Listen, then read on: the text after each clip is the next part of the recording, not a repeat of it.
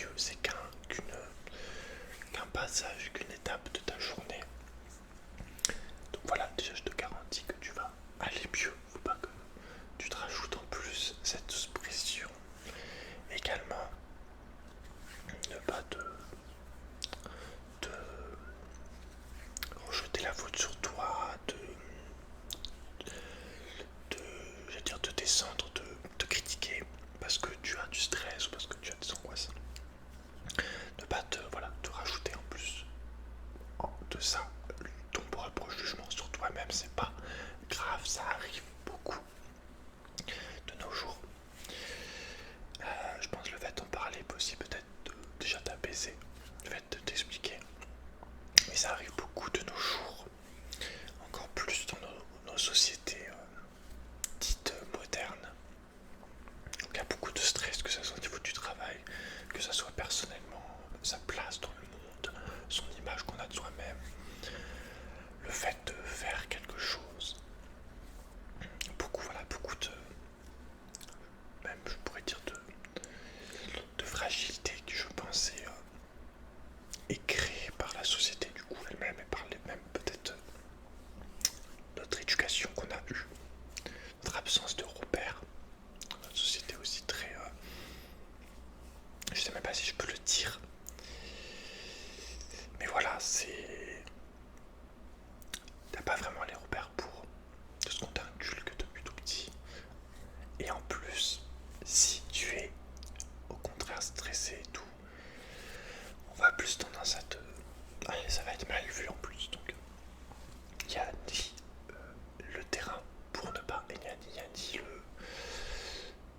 la solution, mais il n'y a même pas la compréhension en plus.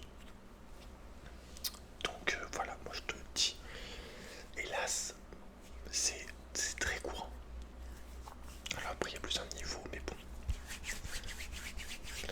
Donc voilà, ce que tu vas faire, c'est te mettre sur ton lit si ce n'est pas déjà fait, t'allonger sur ton lit, sur ton canapé, sur le sol si t'aimes bien le sol, je sais pas si c'est un tapis de sol,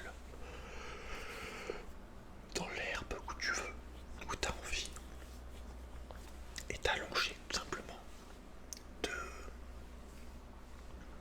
te coucher et fermer les yeux, ça serait plus efficace je pense. Donc une fois que tu es allongé tranquillement, que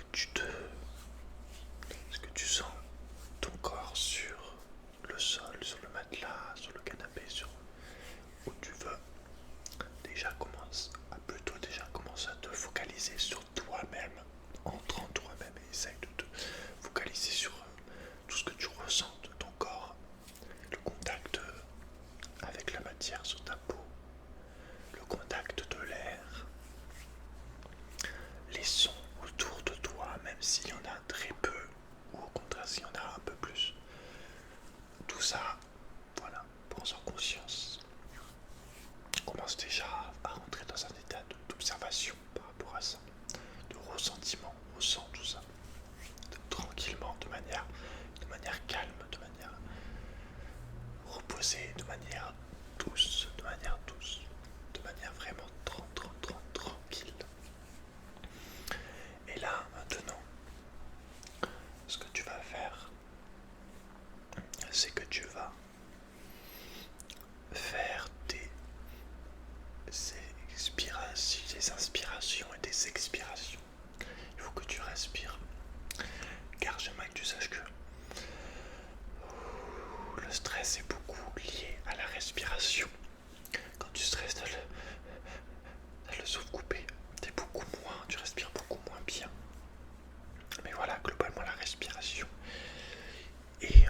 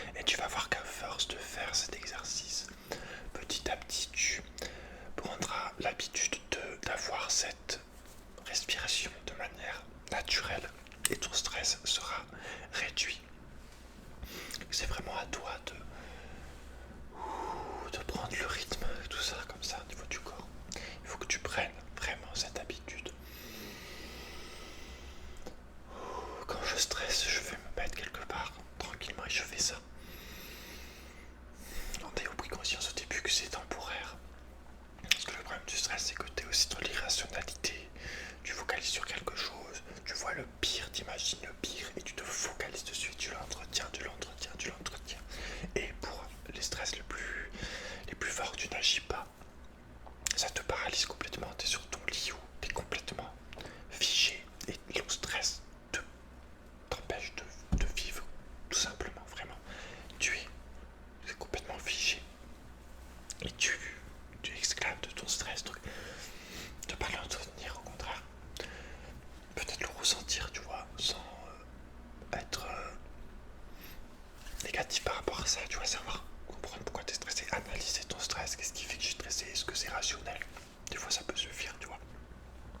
Enfin, après il y a plein de techniques, je pourrais te faire d'autres techniques pour le stress, mais vraiment là commence par la respiration. Oh, ce que je t'ai dit de faire là, tu peux le faire 5 minutes, tu peux mettre la vidéo en pause et le faire 5 minutes et de voir pas si tu t'endors, tant mieux, tu vois, c'est pas grave, et si tu vois que ça va mieux, tu vois, l'avoir fait quelques minutes, tu continues la vidéo. La respiration c'est vraiment la clé. Alors après il y a plein de choses, tu vois, le sport est très très bon pour le mental, pour le psychologique, que faire du sport, je te le conseille vraiment de t'y mettre aussi. En plus il y a plein de sports différents, donc voilà. Communiquer ton stress, en parler autour de toi, avoir une bonne image de toi, malgré que tu peux avoir du stress, c'est pas pour ça que tu peux avoir une bonne image de toi. Te challenger pour sortir de ta zone de confort et tout. Je pense que je ferai d'autres vidéos là-dessus, sur ces sujets.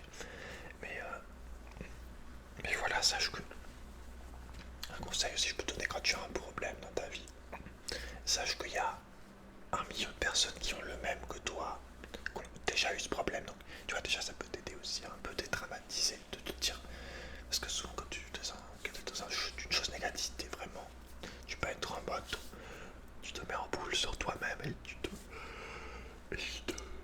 victimises de manière à te dire que t'es vraiment, que c'est horrible, que t'es vraiment, t'as une vie dure, que c'est horrible ce que t'es en train de traverser. Un peu comme si t'étais la seule personne qui traversait ça, tu vois. Donc essaye, voilà, de te rendre compte de ça. Mais vraiment, respiration et sport et méditation, évidemment.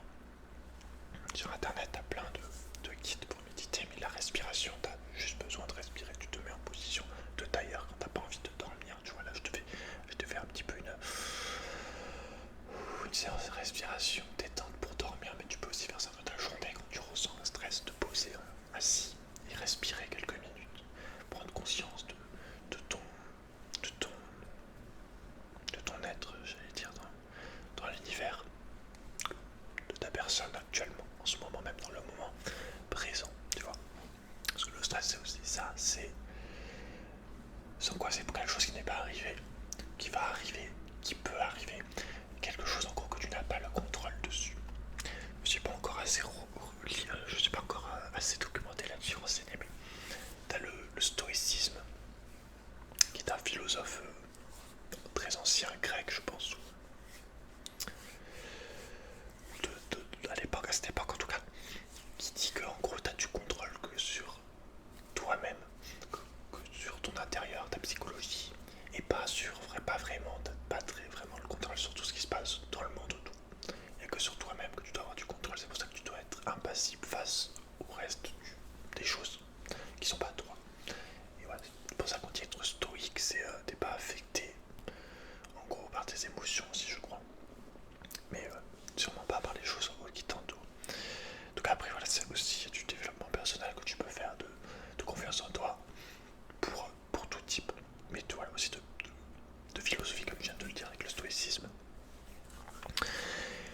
de positivité dans le sens ne pas dramatiser. Ça veut pas dire que tu dois ne pas admettre ou te rendre compte qu'il y a des choses violentes, dures dans le monde, mais ça doit pas faire en sorte pour autant que ça te bloque complètement parce que le monde est entre guillemets méchant, comme diraient certains, ou moche, comme diraient certains.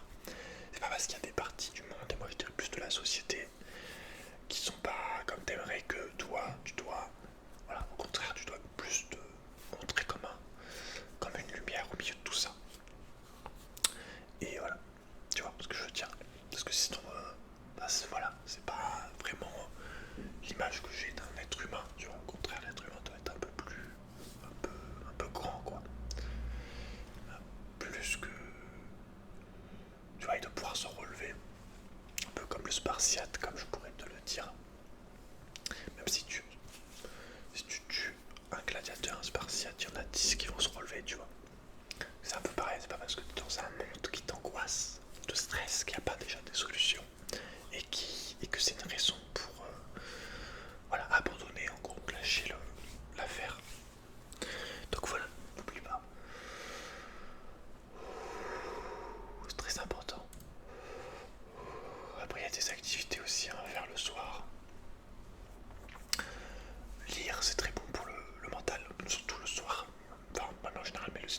c'est bien, ça t'endort beaucoup mieux que ton portable. Ton portable, je t'invite vraiment la dernière heure de la journée à l'éteindre. Il faut vraiment que tu sois plus en contact avec les écrans. Mais bon, après, il y a plein de solutions. Les animaux, tu sais, tout bête, mais